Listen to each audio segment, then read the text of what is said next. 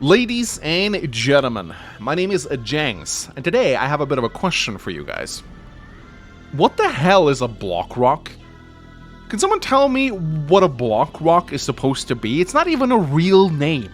It's just some made-up sumer lingo. Imagine having a superpower named Block Rock. How incredibly stupid. You guys know what else is incredibly stupid?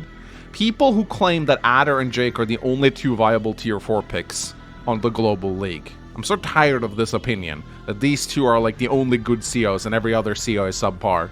A little while ago, I made a video called Jess is Underrated. I'll link it up in the right corner of the video. Click it, check it out if you haven't. Put a lot of effort into this video, I'm pretty proud of it. And in this video, I basically argued that I think Jess is very underappreciated on the global league. In fog matches in particular. I don't think she's very good in standard. I definitely agree that if you're playing standard, then Jake and Adder are pretty much the kings, but in fog, I find that Jess is a lot more useful. And in particular, she's incredibly strong on 2 base maps. Because on 2 base maps, there are a lot less infantry around. Maps, for example, like cross-country rivalry. This is like the definition of a really good Jess map. You only have 2 bases, there are airports, but they kind of start locked away. So you'll be spamming a lot of tanks and there won't be a lot of infantry in play. So Jess is magnificent on this particular map. But I would actually go so far as to argue that Jess is also viable on 3-base maps. Because, again, you'll see in this game what I mean. She just has so much more flexibility. Sure, Jake may have a very decent superpower that could be considered better than Jess because it affects all of his units, but he's a lot more restricted in the areas that he can take his engagements. And it just happens to be that this particular matchup is a Jake versus Jess matchup. And look, I get it. I get it. Jess is not a perfect CO, not by any means. She gets that 10% reduction in firepower on her infantry, and that is pretty crucial, at least on standard. Thing about fog, though, it's a lot less infantry engagements taking place in fog matches. It's a lot more emphasis on smacking out a good power and coming out with a big swing and trying to end the game in one push. You don't usually tend to have these infantry walls on both sides in fog matches, which makes Jess a lot better. And one thing, you know, all of these arguments I do make in the video, so I don't mean to repeat myself here, but I really cannot emphasize how good her normal power is compared to Jake. B-Town is absolute trash. It's so bad. 1 range to artillery, 20% extra firepower on planes for 3 stars. I mean, compare that to Jess, who gets +1 movement on all of her vehicles, and the same firepower bonuses. In fact, they're better. Well, actually, not quite. I mean, Jake still gets the 30% when you factor in the 10% included firepower from the power. But again, the name of the game here is flexibility. Jess gets that flexibility. She can take her engagements wherever, whenever she wants.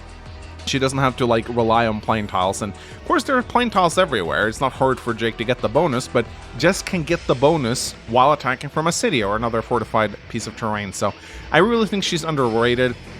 I'm going to show you in this match just how good she can be.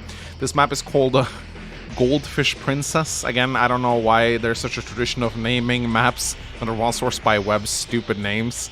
But I actually love this map. This is one of my new favorite fog maps. I hope it stays on the ladder for a long time. It's very open.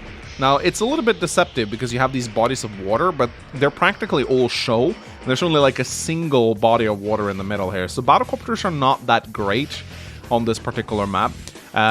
I will say that, like, if there is a fog map that I would not pick Jess on, it would be like a battlecopter dominated maps, because Adder still has better battlecopter play than Jess. But on this particular map, it's kind of hard to keep your battlecopters alive because it's so open. Almost all of the map is easily traversable. Very few forest tiles. These shoals are effectively roads. So it's very easy to take out enemy battlecopters with your anti-air, especially when you get movement boosts with Jess. And you also start with these 2 black boats. And let me tell you, the amount of, like, amazing cool plays you can do with these black boats is off the charts. You can use them to repair your units while you're attacking. You can use them to transport and boost infantry around the map. These black boats make this map so much fun. You can use them to block enemy tanks. You can use them to scout and see what cities your opponent is capturing. It's magnificent. And again, this map, easily one of my favorite fog maps. And it does have an airport. You can get it pretty early on. But as I said, battlecopters aren't that strong on this map. They're very easy to take out. So it usually devolves into a tank war. And in a tank war, I'm sorry, Jay can't touch Jess. Like, he can't keep up with her tanks. Once Jess gets that superpower rolling, she becomes insanely strong. So without further ado, ladies and gentlemen, let's jump into this game right here. This is just the match I played on the Global League. I have never played this opponent before. Joe. It's not average Joe. He's pretty scary. This guy's just named Joe, 40, 42, 8. Don't know anything about this guy, just a Global League opponent. He did say hi to me in the DMs. He was like, hi, I watch your content. But I get that a lot when I play on the Global League, so. But he was a nice guy. But, yeah. So both players just, you know, capturing as you expect. Going for the airport early on. I open up Recon. I decide to... usually I don't actually like to open Recon with Jess. I tend to open up Tank, but on this particular map I do like the Recon because there's just so many good positions to put it in. You have lots of cities you can park it on where it'll be safe. You have like if you put a Recon in this forest here, you can pretty much see whatever your opponent is doing. It's two good positions for Recons here, allows you to scout. So I actually decided to open up Recon, even though it's not usually something I do. I kind of like to, as Jess, I like to open double tank. Send one tank to each side to hunt for enemy recons.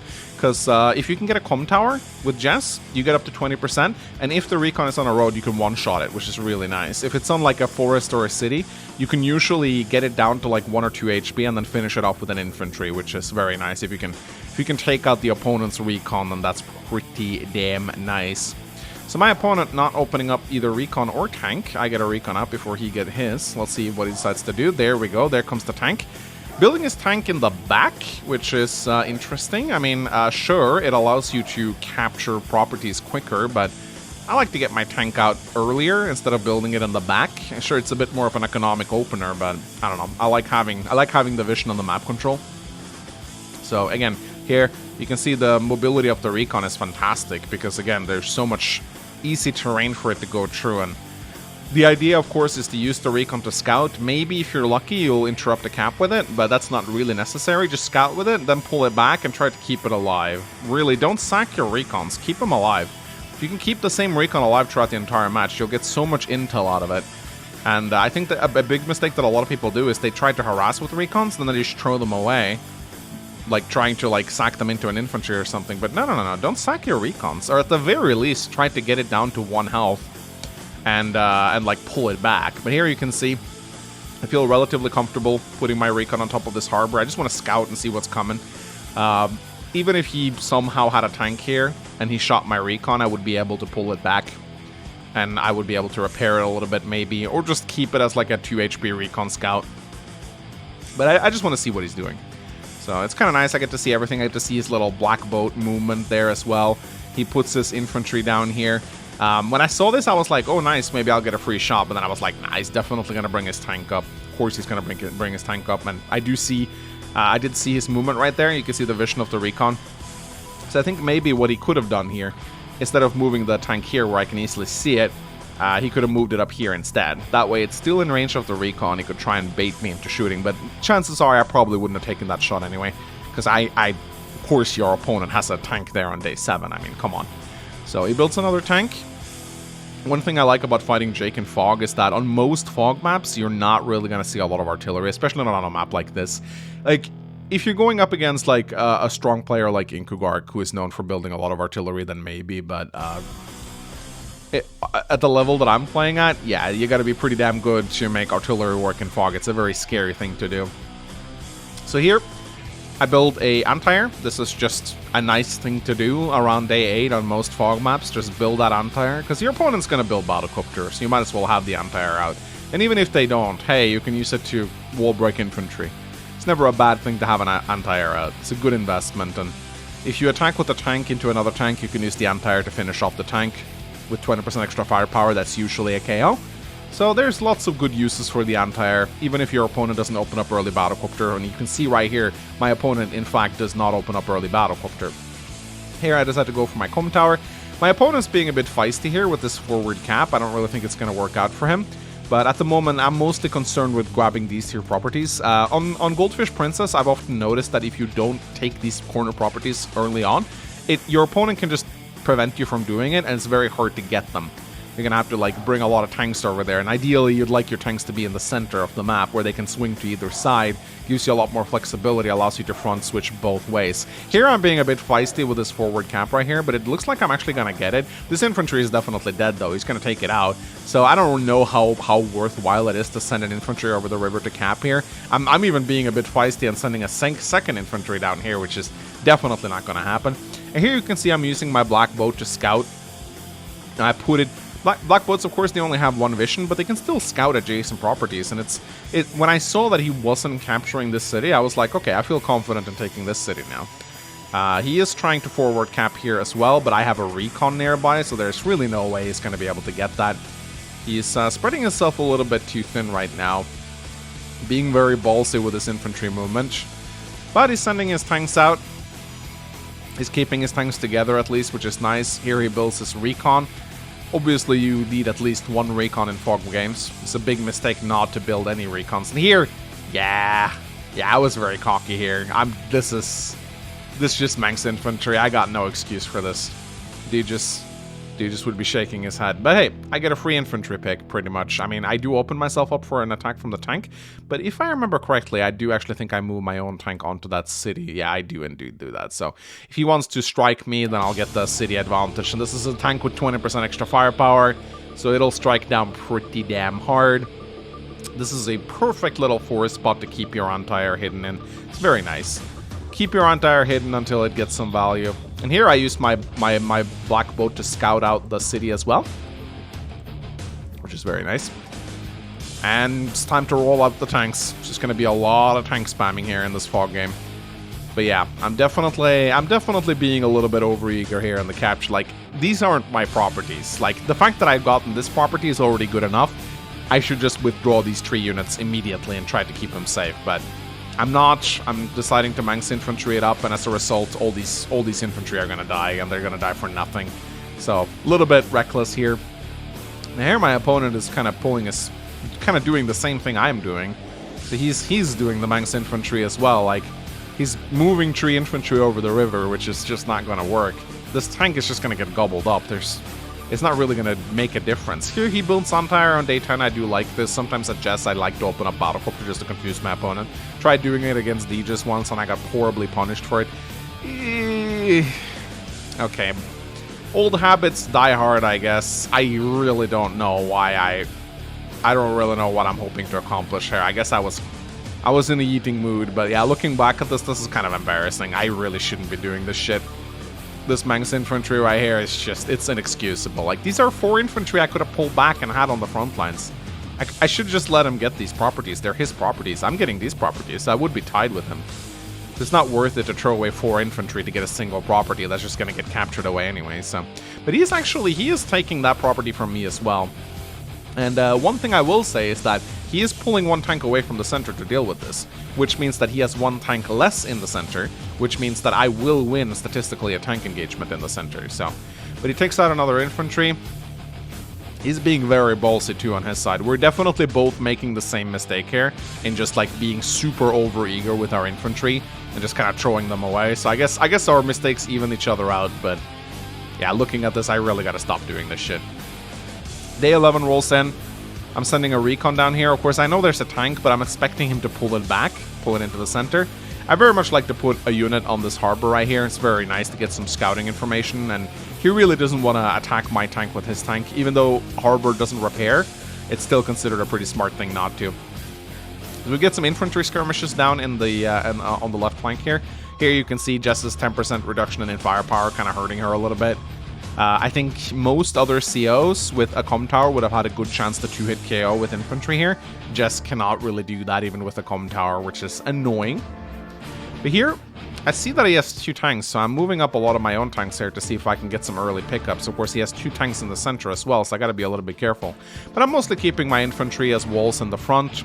But just imagine, this wall could have had 4 more infantry in it if I had just pulled my infantry back immediately. And that would have immediately been putting me in such a better position, and he would have taken this anyway, so it doesn't really matter. But yeah, he's being very aggressive right here. I think he feels very confident because he has this property. But you'll soon see that it's not really going to help against a player that has a 20% firepower increase. So in comes the infantry. I see everything, of course. I know he's not going to be bold enough to attack over this little canal right here. In comes the battlecopter as well, but I have 2 anti-air in position to deal with that, so I'm not particularly scared of it. So he's moving in. 2 more tanks, infantry. So here you'll see why I like Jess so much. This is why I absolutely love Jess. So I do reveal my anti-air here, which I'm not a huge fan of, but I have another one to back up, so here we go. Boom. Look at that. Look at that juicy firepower.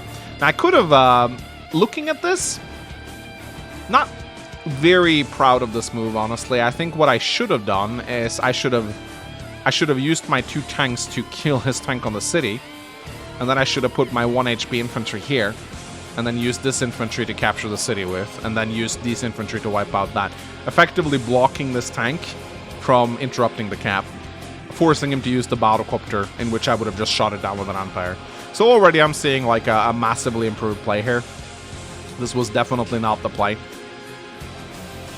So yeah, this was kind of a dumb move by me, honestly. Like, I have these 2 tanks here just sitting doing nothing. I could have wiped out this tank, and it would have been so much more effective. But hey, you live, you learn. I do send my battlecopter down here. I'm taking a gamble that there's not an anti-air, but of course there's an anti-air. So, oh man, I made a lot more mistakes in this match than I thought, looking back on it. My goodness. I'm seeing a lot of improvements here that I can make to my playstyle. I'm playing extremely recklessly. Also kind of splitting my forces in 3, which is not a great thing to do in Fog. But I'm rolling in the tanks, and I'm using the little black boat to keep my forces repaired. But at the moment, he's definitely in a much better position than me.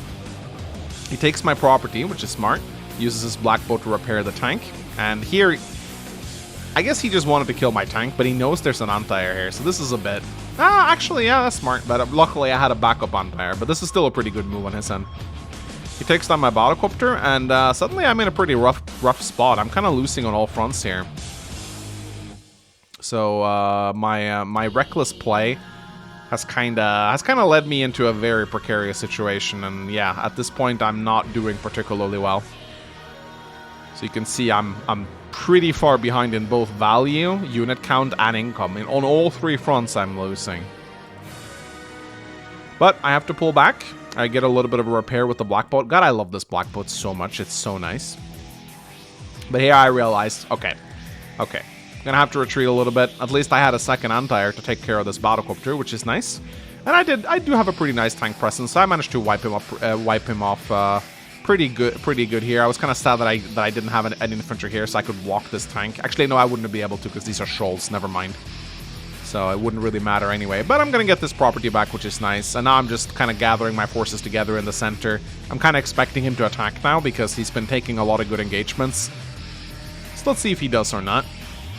Pull back my recon. Recon that is out of fuel, that is a good indication that that recon has gotten a lot of value. So it's been moving a lot, scouting a lot, so that's nice. Of course, it's not about to be out of fuel for much longer, if you know what I mean. Because Jess, of course, knows how to conjure fuel canisters out of thin air. But he takes a shot at my other anti-air, but that... The thing is, a 5 HP anti-air is still decent at killing battlecopters, so it doesn't really matter that much to me. Especially considering it's a 20% boosted anti-air, so it can take a good chunk out of the battlecopter. It's not really a big deal. So, yeah. But yeah, he's moving in, repairing his tank. Out comes the medium tank, first medium tank of the match on day 14. So now I do believe, yeah, we're exactly tied. I have been able to take this property, he has taken this property.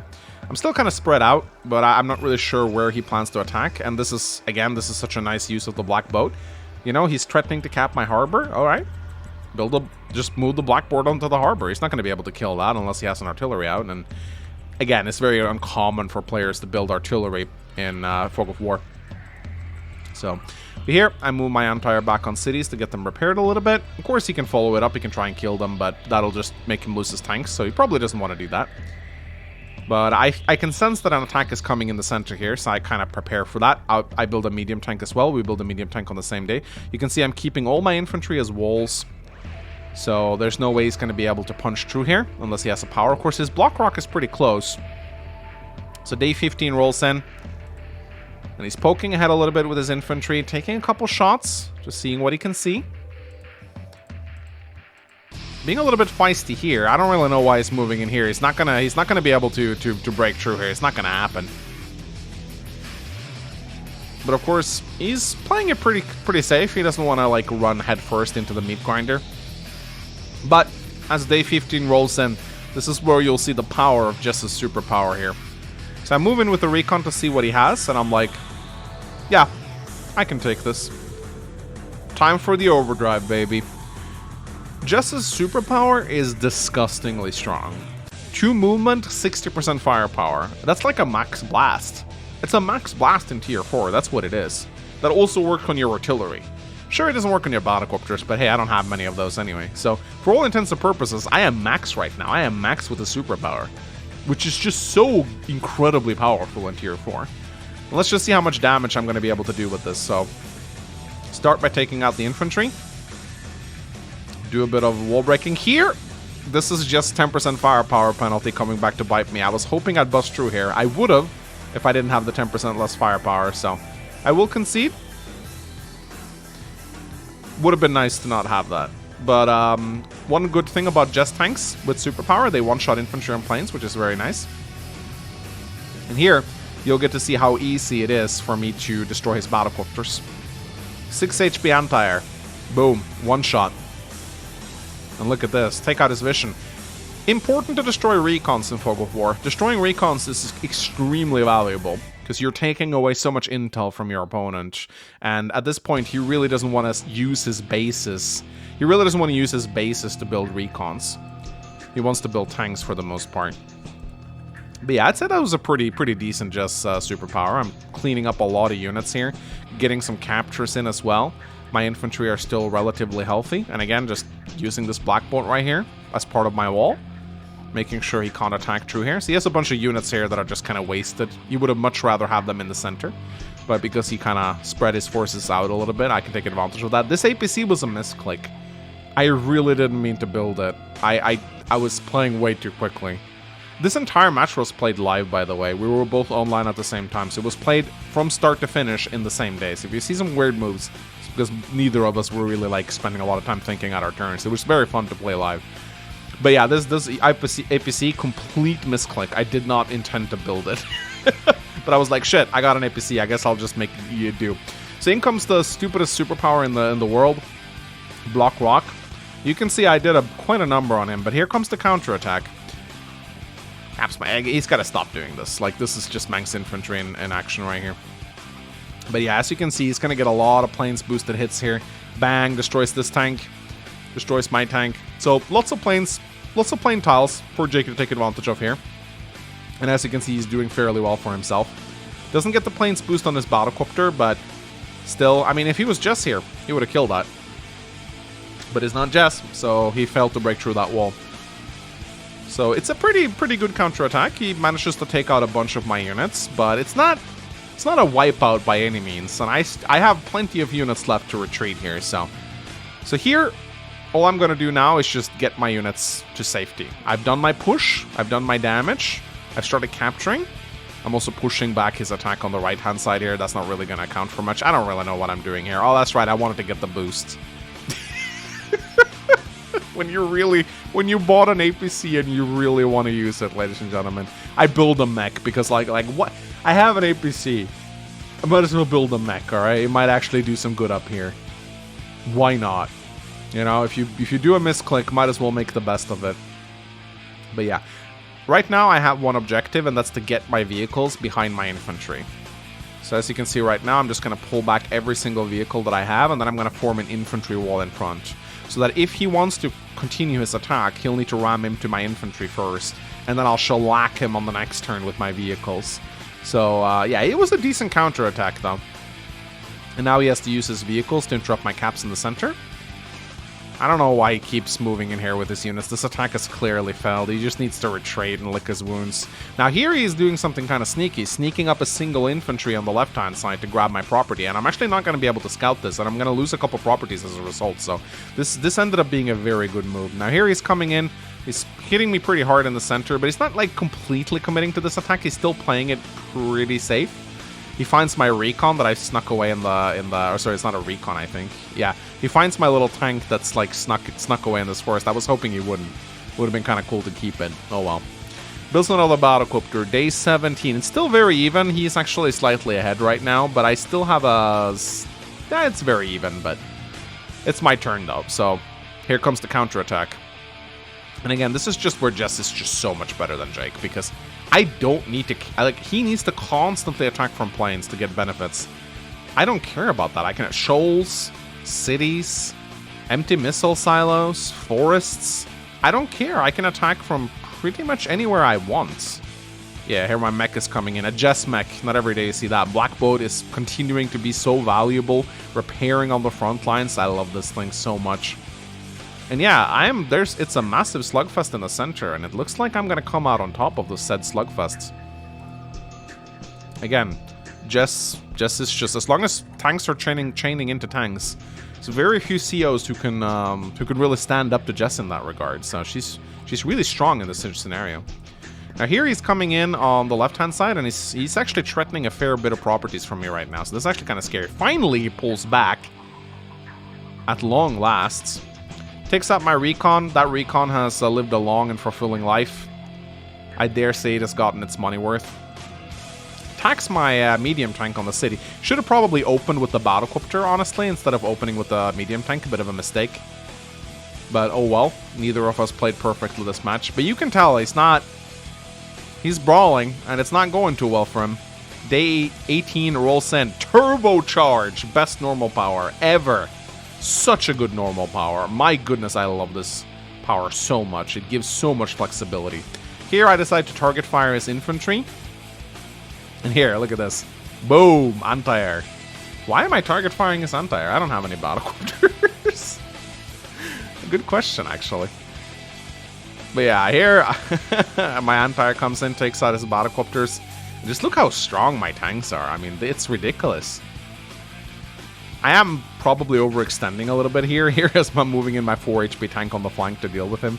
And here I'm just like poking my mech ahead to see if I can see anything. Using my APC to try and sneak some properties. And I'm like, hey, there's an anti-air here. I might as well shoot on it a little bit, right? And just, yeah, finishing off a bunch of units.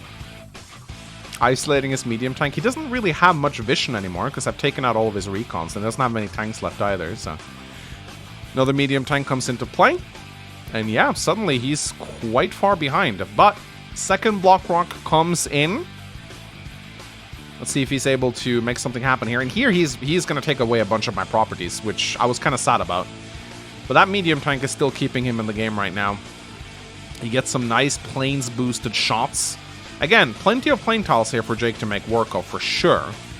And in this situation, you know, Jake is certainly no slouch. But still, I will argue that not being locked to those plane tiles is insanely nice. And one of the reasons why I like Jess so much on this map. And in Tier 4 in general, in Fog. So yeah, that hurt a little bit, but we're tied. I can keep brawling. I'm happy to keep training tanks into tanks. I feel like I'm getting the I feel like I'm getting the benefits of this particular engagement right here. Comes in with my medium tank. And here I'm threatening some of his properties on the right side. Hey, my mech even getting some value, taking out that weakened anti-air. Pretty nice.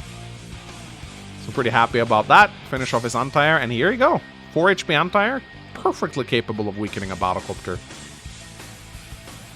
And so many of his weakened units fall this turn. Now I have to divert a couple of tanks over here, because I'm about to lose 3 properties if I don't do anything. And that's pretty devastating, because that's a big income swing. Now I am capturing a lot of his properties, and what I like about this is that now he has to divert. He doesn't have that many infantry in the area, so now he has to divert his vehicles to interrupt my captures, which means that my vehicles can strike his vehicles. MVP Black Boat continuing to be incredibly useful right here, just repairing, getting so much value. Even utilizing my APC to block a little bit here to try and get the city. Hey, I misclicked the APC, I might as well make use of it, right? Decide to build a recon again because I just don't like being blind. Look how little vision he has, though. He definitely could have used a recon. But he doesn't really want to build a recon right now. But he is picking up cities in the top left, which is kind of annoying. I still have some infantry left, so he's able to interrupt a lot of my captures here. I didn't really expect I'd get any of them, but I just wanted to kind of keep him occupied.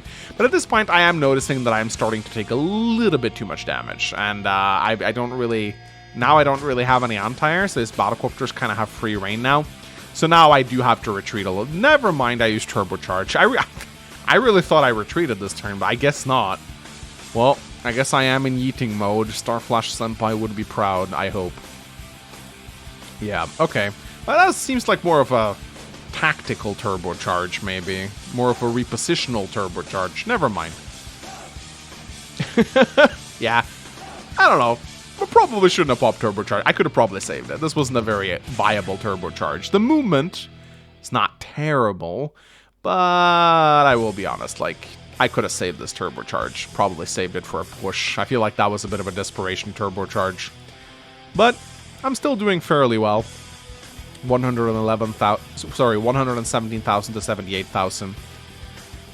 But now he has quite an income lead over me, 21k, and he's moving in with his battlecopter now. He put it in range of my anti-air, which I kind of disagree with.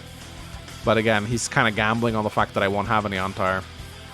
My attack on the right flank is not doing particularly well at this point, but he's spread himself way too thin. He needs to regroup right now. He can't, like, keeping his units spread out across the battlefield. It's not going to work. I have a pretty big unit lead advantage now with 27 units. He finally builds a recon for some vision, but I feel like it's a little bit too late. Sacks that battlecopter. This medium tank sits... Why on earth did I not? Okay, I didn't see it. Okay, I should have just killed this one. Because I'm pretty sure just medium tanks with 20% firepower one-shot tanks on planes, or at least they come pretty damn close. Here I decided to do a little joint camp because I really want to grab that city. And I'm continuing to use my APC. I mean, why not, right? Maybe it wasn't such a bad buy after all. Maybe my subconsciousness was like, hey man, get that APC out, get some infantry advantage. Mech continues to be cost effective, picking off weakened vehicles. MVP mech right here. Operation Mech Storm approves, I hope. Now I'm finally starting to take back these properties. He doesn't really have that many units around here, so it's only a matter of time before I get my economy back.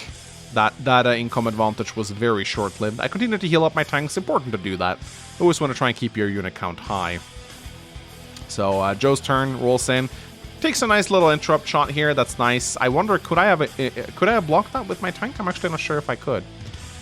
But he's regrouping, which is smart. Actually, no, he's still... Why attack the anti-air? Like, it's just going to heal up, so... Yeah, at this point, I don't really think there's much he can do. This seemed like a bit of a desperation move. He's just sacking a tank, and he didn't even get an anti-air out of it. At this point, yeah, this is where I just start rolling over him.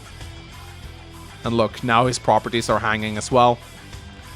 So many properties are being captured right now, and there's no way he has the units to deal with all of them.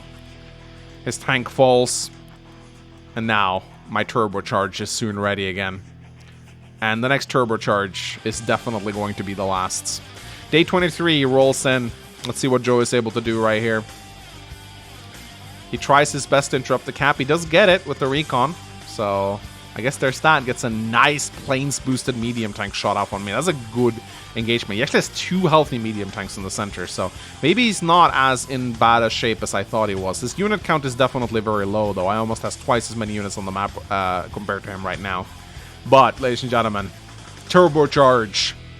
This is going to be the turbocharge that decides the barge. And boom, battlecopter goes down. Another battlecopter goes down. I take so many of his cities right now. Bye-bye, recon. Ooh. Oh, it's too bad that couldn't have moved 1 extra tile. That was kind of sad. It doesn't matter, though. I'm just going to finish off all of his vision so that the medium tanks can't see anything. It's a viable strat. Medium tanks only have 1 vision. But, yeah, now he's in trouble. Sure, he has 2 healthy medium tanks, but what are they going to do without any vision or any support? Yes, ladies and gentlemen, I did in fact build missiles. Why? Because I was feeling feisty and I wanted to rub it in his face. I wanted him to see those missiles when he resigned. Little BM, I do realize this, but what can you say? I was having a good time with this match. I can get a little BM sometimes. So he resigns. probably sensing the aura of Missile-chan. So yeah, hope you guys enjoyed this little match. It wasn't like a super high caliber match or anything like that. Both of us did tons of mistakes. But I figured, you know, just wanted to share this little match with you guys, just to show you guys that Jess is indeed very viable in Fog, and more people should play her in Tier 4. There was like a bit of an uptick in Jess after I made my video, and then she kind of like went down a little bit. Now most people are back to just picking Adder and Jake, and I'm tired of it, man. Like, let's get some variety in the Global League. You know, be a bit... don't settle for less. Pick Jess. That's right, that's gonna be my slogan. Yeah. Hope you guys enjoyed. Like, comment, and subscribe for more Jess content. Bye-bye.